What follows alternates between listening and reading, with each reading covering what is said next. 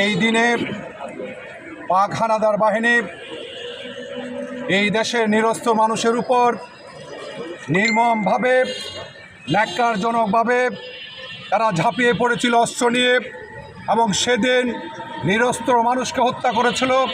সেদিন সংগঠিত হয়েছিল বাংলাদেশের ইতিহাসে, পৃথিবীর ইতিহাসে জঘন্যতম একটি হত্যাকাণ্ড।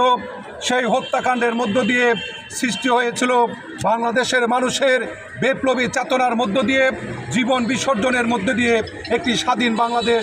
আজকে আমরা সেই স্বাধীন বাংলাদেশে গর্বের সাথে দাঁড়িয়ে আছি।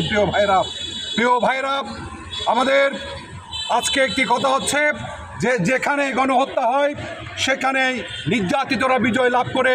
ঠিক একইভাবে আমরা বলতে চাই, সেদিন পাকিস্তানিরা আমাদের উপর হামলা করেছিল, হত্যা করেছিল, গণহত্যা হয়েছিল, আমরা বাংলাদেশ বিজয় লাভ করেছে এবং সেই চেতনায় আমরা একটি সুন্দর বাংলাদেশ বিনির্মাণ করতে চাই।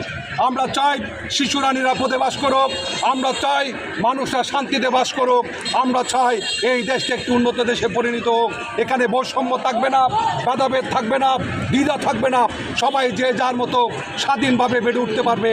আজকের এই স্বাধীনতার এই দিনে, 25শে মার্চের এই দিনে, কাল রাত্রির এই দিনে আমাদের সকলের হোক এই শপথ, এই প্রত্যয় ব্যক্ত করে আমি আমার বক্তব্য শেষ করছি। সবাইকে ধন্যবাদ।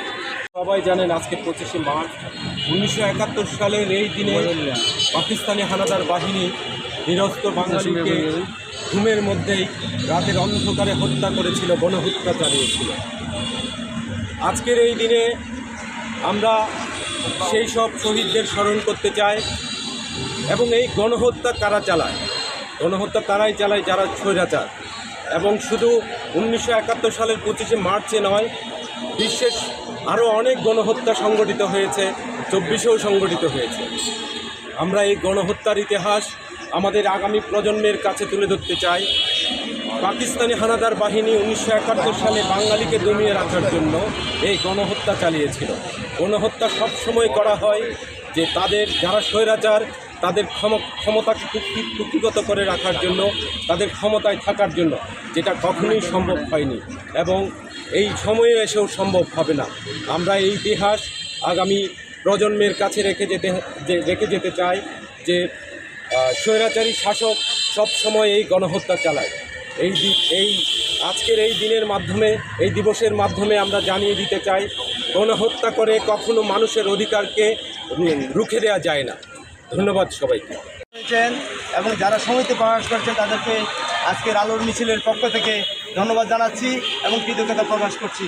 1971 সালে 25শে মার্চ আমাদের নিরস্ত্র বাঙালির উপর যে গণহত্যা করেছিল, যে গণহত্যা চালিয়েছিল, সেই গণহত্যাতেই আমরা বিজয়ী হয়েছি গণহত্যার মাধ্যমে।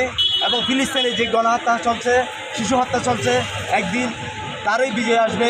এবং আমাদের 1971 সালে যে স্বাধীনতা যুদ্ধ হয়েছিল, সেই যুদ্ধে যারা মুক্তিযোদ্ধা ছিল তাদের একটা স্বপ্ন ছিল অসাম্প্রদায়িক বাংলাদেশ। সেই অসাম্প্রদায়িক বাংলাদেশ বিনির্মাণে এবং আমরা সুখী সুন্দর বাংলাদেশ বিনির্মাণের জন্য খেলাঘর কাজ করে যাচ্ছে।